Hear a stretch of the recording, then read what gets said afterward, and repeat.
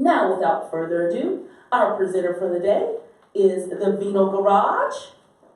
You ready? Come on down. Let's give him a hand as he comes up.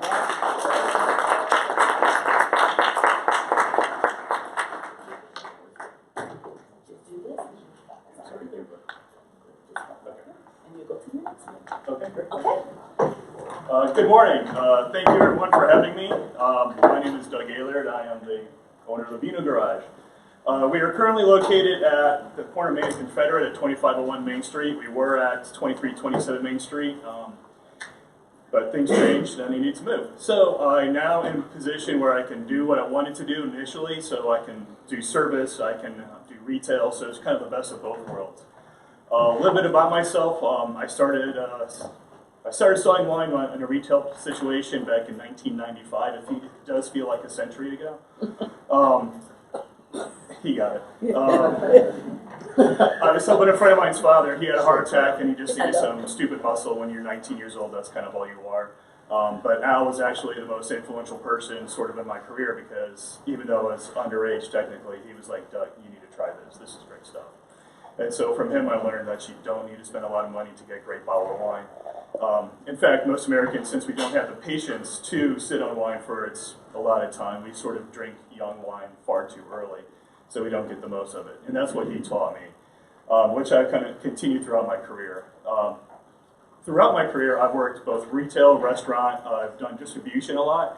And in distribution, I actually helped a number of retail stores and a number of restaurants get started in my position with that company. And so through that position, I actually learned all the mistakes that they made, so I didn't do it when I started my company.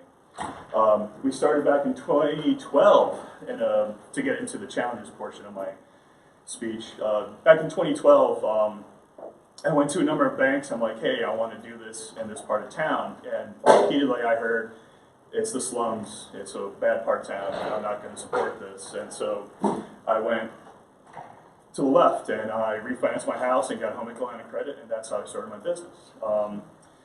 Currently, the challenges that I'm facing is social media, getting the word out that I'm still alive.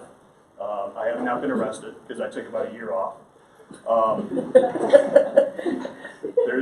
Fled the country, some things like that. So just getting the word out. People kind of got out of the habit of coming to my store on the way home from work. So getting them back into that habit is currently the biggest challenge I have. I'm sorry? Okay.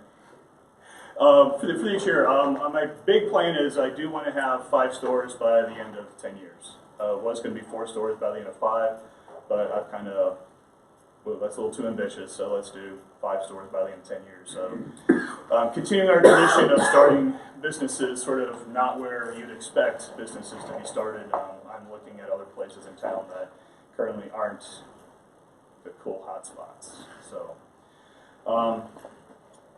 currently the business is working on a few things. We have just come out with some cheese plates, some little nibbles, which we weren't able to do at the other store. I can't make complicated meals, which is great for me because I've never run a food program.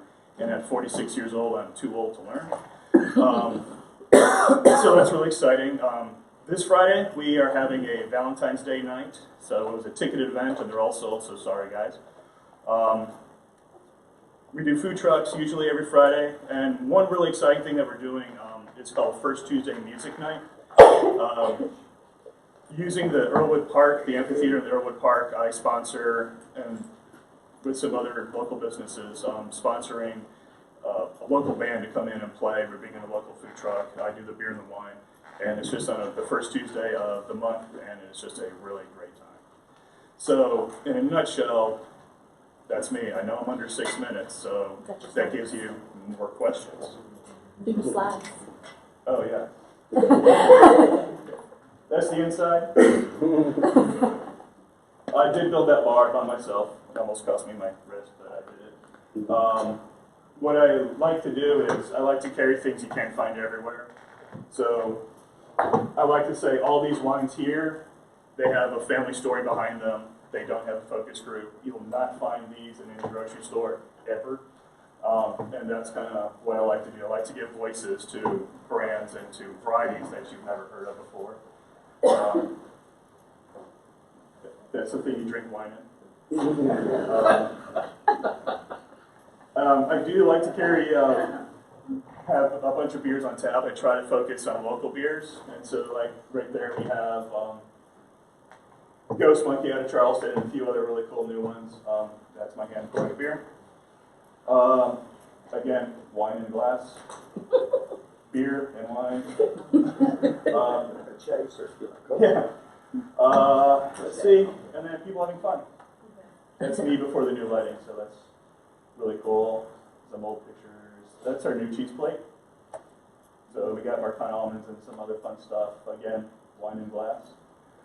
And there's the store. We are working on signage. We're trying to figure out where to put it because there's a whole bunch of trees around there, and I'm just trying to figure out where to put them when the leaves are out so that people can actually see them. So that's the current building. So, any questions? Ma'am? Did you bring samples? It is 5 o'clock somewhere, but unfortunately not here. So. All right, let's give them a hand, everybody.